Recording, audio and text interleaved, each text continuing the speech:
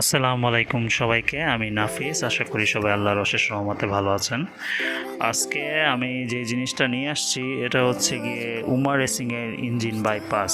এটা বাইকের পারফরম্যান্স আপগ্রেডিংয়ের একটা প্রোডাক্ট। আজকে আমি আমার সুজুকি জিক্সারে এই ইঞ্জিন বাইপাসটা ইনস্টল করব। এটার কার্যকারিতা সম্পর্কেও কিছু কথা বলবো, আর লাস্টে একটা ভিডিও দিয়ে দিব যেটার মধ্যে আমি শো করার চেষ্টা করব যে এটা কীভাবে কাজ করে।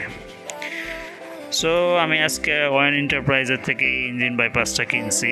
ওয়ান এন্টারপ্রাইজের এটা দাম রাখছে 1800 টাকা।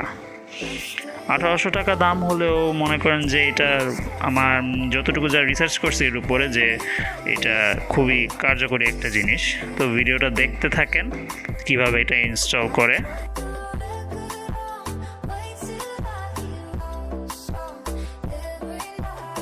সো বেসিক্যালি এটা কার্যকারিতাটা হইতেছে গিয়ে যে আমাদের মনে করেন হইতেছে গিয়ে এয়ার কুলড ইঞ্জিনের বাইক আমারটা সুজুকি জিক্সার।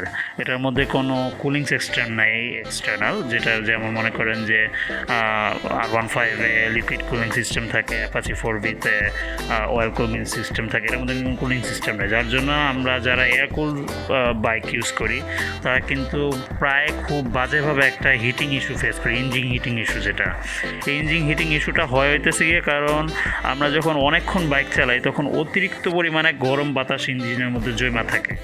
এখন এই ইঞ্জিন বাইপাসের কাজ হইতেছে গিয়ে যে এই ইঞ্জিন থেকে এই ভ্যালভটার মাধ্যমে যে এটা মেনলি কানেক্ট করে হইতেছে গিয়ে যেখান থেকে আমরা ইঞ্জিনের অয়েলটা ঢুকাই ওই জায়গায় কানেক্ট হবে এই ভ্যালভটা, এই গোল্ডেন নাটের মাধ্যমে ইঞ্জিনের ভিতর থেকে ভ্যালভটা গরম বাতাসটাকে এই পাইপের থ্রুতে বাই করে দিবে।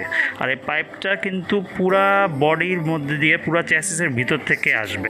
এবং অনেকে হয়তো কনফিউশন থাকতে পারে যে এটা দিয়ে কোনো মানে ইঞ্জিন অয়েল বের হয়ে আসবে নাকি বা কোনো ময়লা টলা ঢুকবে নাকি। এমন কোনো চান্সই নাই, এরকম কোনো চান্সই নাই। এটার কাজ হচ্ছে গিয়ে খালি ইঞ্জিন থেকে বাতাস বের করে, এটা দিয়ে কোনো কিছু ঢুকতে পারবে না।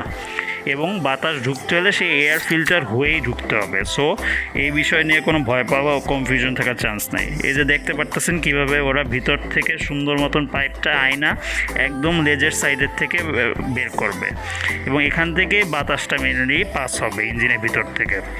আর ইঞ্জিনের ভিতরে যখন মনে করেন যে গরম বাতাসটা যাওয়ার আরেকটা ওয়ে পেয়ে যাবে তখন ইঞ্জিনটা আরও বেশি ঠান্ডা থাকবে, যার জন্য হিটিং ইস্যুটাও কম হবে।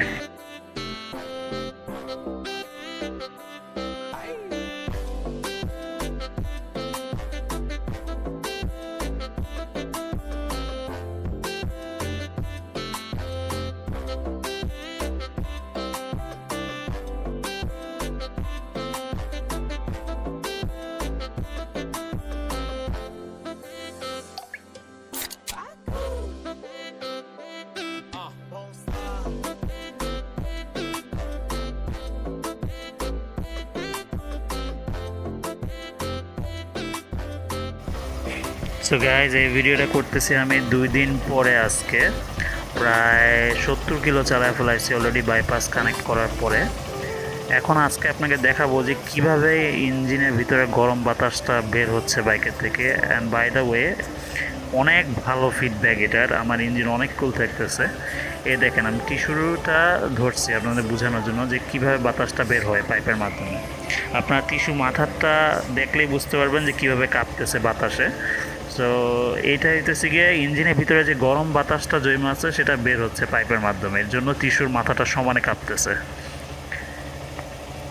আশা করি ভিডিওটা যদি আর কার্যকর হয়ে থাকে তাহলে আপনারা ভিডিওতে অবশ্যই লাইক দিবেন অ্যান্ড আমার চ্যানেলটাকে সাবস্ক্রাইব করবেন। সবাইকে অনেক ধন্যবাদ ধৈর্য সহকারে ভিডিওটা দেখার জন্য। আসসালামু আলাইকুম এভরিওয়ান, টেক কেয়ার।